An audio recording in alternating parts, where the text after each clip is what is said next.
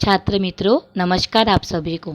छात्रों, कक्षा 9वीं तथा 10वीं हिंदी सुलभ भारती के पाठ्यक्रम पर आधारित व्याकरण विभाग के अंतर्गत क्रिया से संबंधित एक घटक हमने इसके पहले पढ़ा था। वह क्रिया का भेद है सहायक क्रिया। आज हम इसी क्रिया का जो दूसरा भेद है प्रेरणात्मक क्रिया, इसकी विस्तृत रूप से जानकारी इस ऑनलाइन लेक्चर में ले लेंगे। लेकिन उसके पहले हम प्रेरणात्मक क्रिया की जो परिभाषा है उस परिभाषा को पढ़ लेते हैं। जब कर्ता स्वयं कार्य न करके अन्य को कार्य करने के लिए प्रेरित करता है तब वह क्रिया प्रेरणात्मक क्रिया कहलाती है। अब यह परिभाषा उदाहरण के माध्यम से समझ लेते हैं। पहला उदाहरण है, महेश कुत्ते को दूध पिलाता है। इस वाक्य में पिलाता यह प्रेरणात्मक क्रिया है, क्योंकि इस वाक्य में महेश जो करता है, कर्ता यानी क्रिया करने वाला, कार्य करने वाला, यह जो करता है वह कर्ता किसी अन्य को कार्य करने के लिए यानी कुत्ते को कार्य करने के लिए प्रेरित कर रहा है और इसीलिए पिलाता यह प्रेरणात्मक क्रिया है। दूसरा वाक्य देख लेते हैं, प्रकाश खरगोश को गाजर खिलाता है। इस वाक्य में खिलाता प्रेरणात्मक क्रिया है, क्योंकि इस वाक्य में प्रकाश जो करता है, जिसे आप इंग्लिश में सब्जेक्ट कहते हैं, प्रकाश यह कर्ता खरगोश को कार्य करने के लिए प्रेरित कर रहा है और इसीलिए खिलाता यह प्रेरणात्मक क्रिया है। अब हम आगे बढ़ते हैं। देखिए बच्चों, साधारण क्रिया और प्रेरणात्मक क्रिया में जो अंतर है वह अंतर हम यहाँ समझ लेते हैं।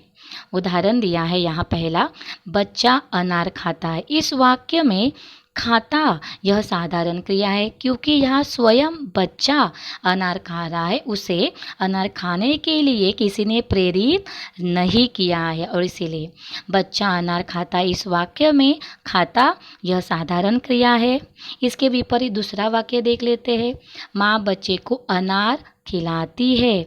इस वाक्य में खिलाती प्रेरणात्मक क्रिया है, क्योंकि इस वाक्य में बच्चे को अनार खिलाने के लिए या खाने के लिए माँ इस कर्ता ने प्रेरित किया है और इसीलिए खिलाती यह प्रेरणात्मक क्रिया है।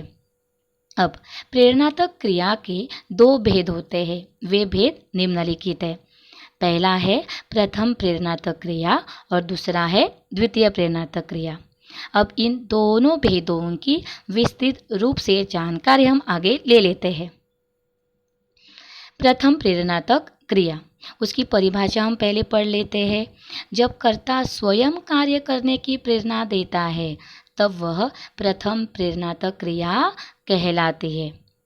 फिर से पढ़ते हैं, जब कर्ता स्वयं कार्य करने की प्रेरणा देता है तब वह प्रथम प्रेरणात्मक क्रिया कहलाती है। उदाहरण के माध्यम से समझ लेते हैं। पहला उदाहरण है, विनोद रमेश को पाठ पढ़ाता है। अब इस वाक्य में पढ़ाता यह प्रथम प्रेरणात्मक क्रिया है, क्योंकि इस वाक्य में विनोद यह जो करता है, विनोद इस कर्ता ने रमेश को पाठ पढ़ने के लिए प्रेरित किया है।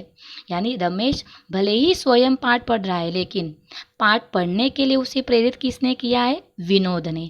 यानी यहाँ कर्ता जो है वह कर्ता कार्य में स्वयं क्या है? सम्मिलित है और इसीलिए पढ़ाता यह प्रथम प्रेरणात्मक क्रिया है। यानी विनोद यह कर्ता एक व्यक्ति यानी रमेश को पाठ पढ़ने के लिए प्रेरित कर रहा है और इसीलिए पढ़ाता यह प्रथम प्रेरणात्मक क्रिया है, क्योंकि कर्ता जो है विनोद वह रमेश को पाठ पढ़ने के लिए प्रेरित कर रहा है। तो प्रथम प्रेरणात्मक किसे कहा जाता है? जब कर्ता स्वयं कार्य करने की प्रेरणा देता है तब वह प्रथम प्रेरणात्मक क्रिया कहलाती है। दूसरा वाक्य देख लेते हैं, मदारी बंदर को नचाता है।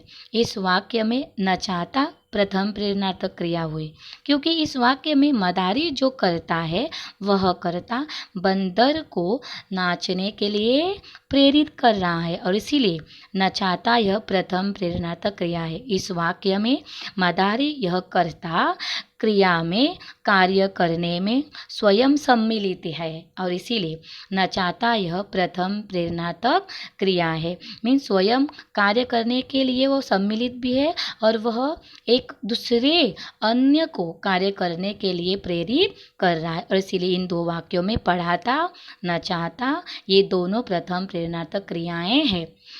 अब यहाँ एक सूचना दी गई है, प्रथम प्रेरणात्मक क्रिया के साथ आना प्रत्यय जोड़ दिया जाता है। जैसे अब देखिए, पढ़, यह क्या है?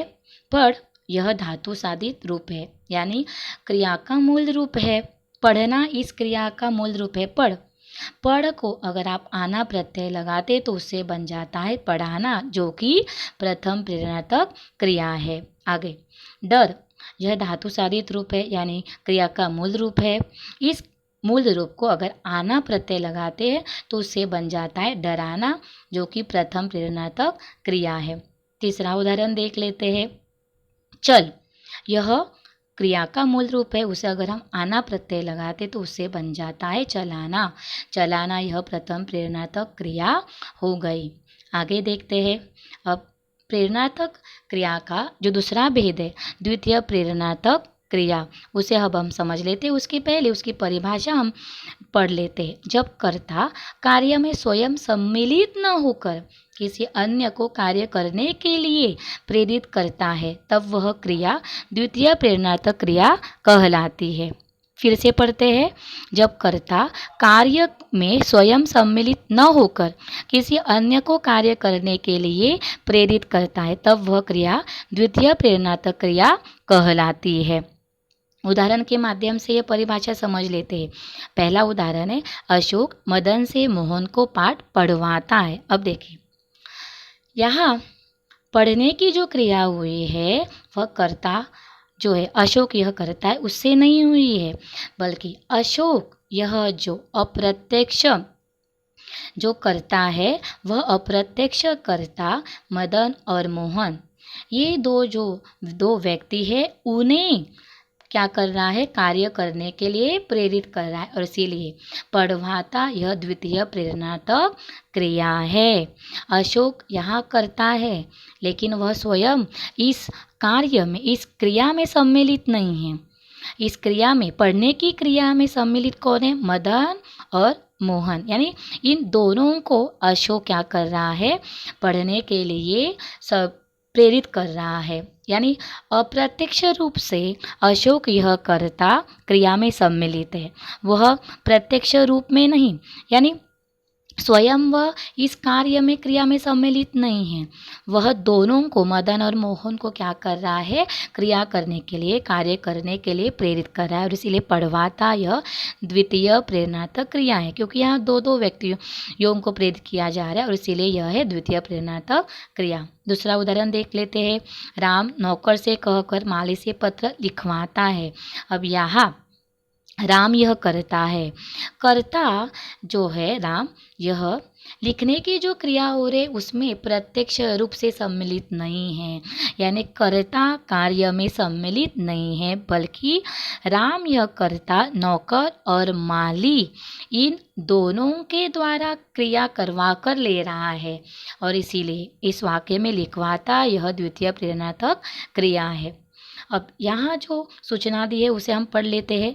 द्वितीय प्रेरणात्मक क्रिया के साथ वाना प्रत्यय जोड़ दिया जाता है। कैसे? उदाहरण के माध्यम से देख लेते हैं। अब पढ़ यह धातु साधित रूप है, यानी क्रिया का मूल रूप है, उसे अगर हम वाना प्रत्यय लगाते उससे हो जाता है पढ़वाना।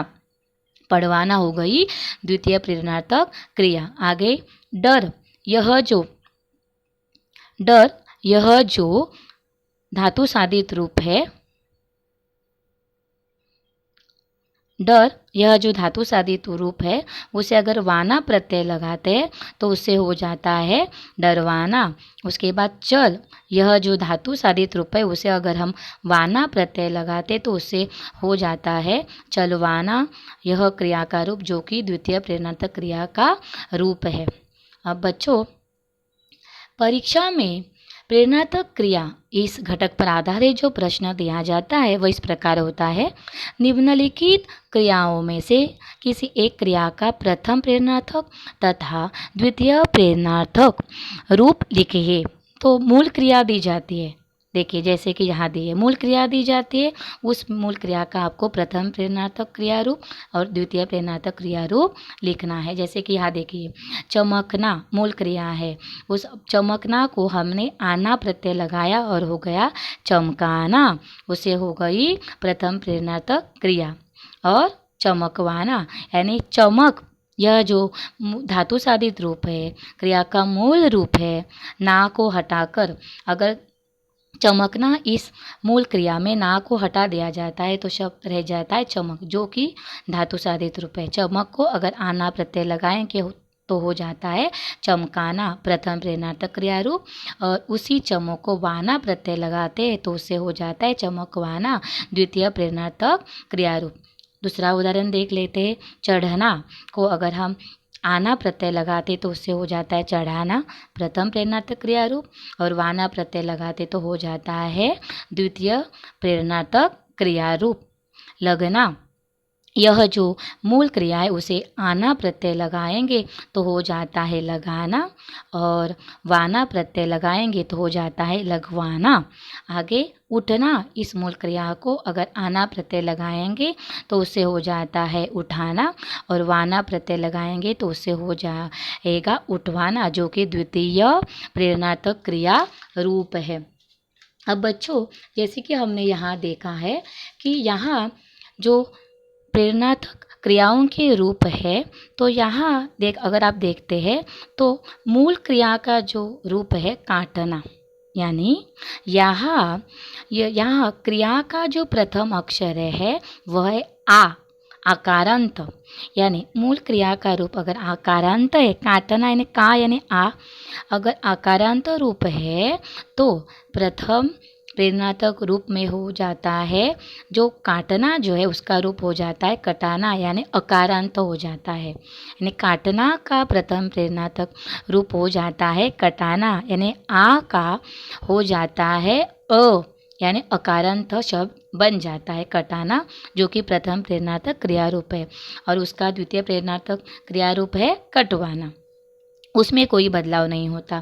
दूसरा उदाहरण देख लेते हैं। देखिए जागना, यानी यहाँ क्रिया का जो प्रथम अक्षर है वह आकारांत है। जागना, जा आकारांत है, उसका हो जाता है प्रथम प्रेरणात्मक क्रिया में अकारांत यानी जगाना, और द्वितीय प्रेरणात्मक क्रिया में हो जाता है जगवाना। आगे का उदाहरण देख लेते हैं। उदाहरण है भागना, यानी आकारांत प्रथम अक्षर है क्रिया का, और उसका प्रथम प्रेरणात्मक क्रिया रूप हो जाता है अकारांत यानी भगाना, और यह प्रथम प्रेरणात्मक क्रिया रूप हुआ, और द्वितीय प्रेरणात्मक क्रिया रूप हो गया भगवाना। आगे देख लेते हैं। देखिए यहाँ मूल क्रिया है पीटना, का प्रथम प्रेरणात्मक क्रिया का रूप बन गया है पिटाना, यानी अगर क्रिया का प्रथम अक्षर इकारांत यानी बड़ी ही ई है तो प्रथम प्रेरणात्मक रूप में बड़ी ही हो जाती है छोटी, और पिटाना का हो जाता है पिटाना प्रथम प्रेरणात्मक क्रिया रूप, और द्वितीय प्रेरणात्मक क्रिया रूप हो जाता है पिटवाना। वैसे ही भीगना, मूल क्रिया है भीगना, यानी इकारांत बड़ी ई है प्रथम अक्षर में, बड़ी ई है, बड़ी ई की हो जाती है छोटी ई, और इसीलिए प्रथम प्रेरणात्मक क्रिया रूप बन गया है भिगाना, और द्वितीय प्रेरणात्मक क्रिया रूप हो गया है भिगवाना। आगे देख लेते हैं सीखना, यानी बड़ी ई है प्रथम अक्षर, क्रिया रूप का प्रथम अक्षर है बड़ी ई, सीखना, उसका प्रथम प्रेरणात्मक क्रिया रूप में परिवर्तन होता है सिखाना, यानी छोटी ई हो जाती है, और द्वितीय प्रेरणात्मक क्रिया रूप भी होता है सिखवाना। आगे है डूबना। अब यहाँ हमें थोड़ा बदलाव दिखाई दे रहा है। मूल क्रिया का जो रूप है, उस मूल क्रिया का जो रूप है उसमें प्रथम अक्षर जो है वह है उकारांत यानी बड़ाऊ, प्रथम प्रेरणात्मक क्रिया में बड़ाऊ हो जाता है छोटाऊ, और इसीलिए डूबना का हो जाता है डुबाना, और यहाँ ऊ की मात्रा छोटी हो जाती है, और वही द्वितीय प्रेरणात्मक क्रिया में भी होता है डुबवाना, ऊ की मात्रा छोटी हो जाती है। दूसरा उदाहरण देख लेते हैं। देखिए लूटना, ऊ की मात्रा जो है वो बड़ी है। प्रथम प्रेरणार्थक में वो लूटना का हो जाता है लुटाना, यानी छोटा वो हो जाता है। लुटाना प्रथम प्रेरणार्थक क्रिया रूप, लुटवाना द्वितीय प्रेरणार्थक क्रिया रूप। और जो अंतिम में उदाहरण है घूमना, ऊ की मात्रा बड़ी है और प्रथम प्रेरणार्थक क्रिया में ऊ की मात्रा छोटी हो जाती है। घूमना का प्रथम प्रेरणार्थक क्रिया रूप हो गया घुमाना और द्वितीय प्रेरणार्थक क्रिया रूप हो गया घुमवाना। अब आगे देख लेते हैं लेटना। यह जो मूल क्रिया है इसमें क्या है, मूल क्रिया का प्रथम अक्षर जो है वह है ए, ले यानी ए, एकारांत है। प्रथम अक्षर अगर एकारांत है तो प्रथम प्रेरणार्थक क्रिया का रूप हो जाता है इकारांत, यानी छोटी। लेटना का लिठाना प्रथम प्रेरणार्थक क्रिया रूप और लिठवाना द्वितीय प्रेरणार्थक क्रिया रूप। देखना, दिखाना, दिखवाना, यानी देखना यह जो एकारांत शब्द है वह एकारांत हो गया यहाँ इकारांत, और इसीलिए देखना का प्रथम प्रेरणार्थक क्रिया रूप हो गया दिखाना और द्वितीय प्रेरणार्थक क्रिया रूप हो गया दिखवाना। वैसे देना का हो गया दिलाना प्रथम प्रेरणार्थक क्रिया रूप, दिलवाना द्वितीय प्रेरणार्थक क्रिया रूप। आगे बोलना, यानी यहाँ मूल क्रिया का जो प्रथम अक्षर है वह है ओ, यानी ओकारांत। ओकारांत प्रथम प्रेरणार्थक क्रिया में हो जाता है उकारांत, यानी छोटा हो। बोलना, बुलाना, बुलवाना। वैसे ही जोड़ना, जुड़ाना, जुड़वाना। वैसे ही खोदना, खुदाना, खुदवाना।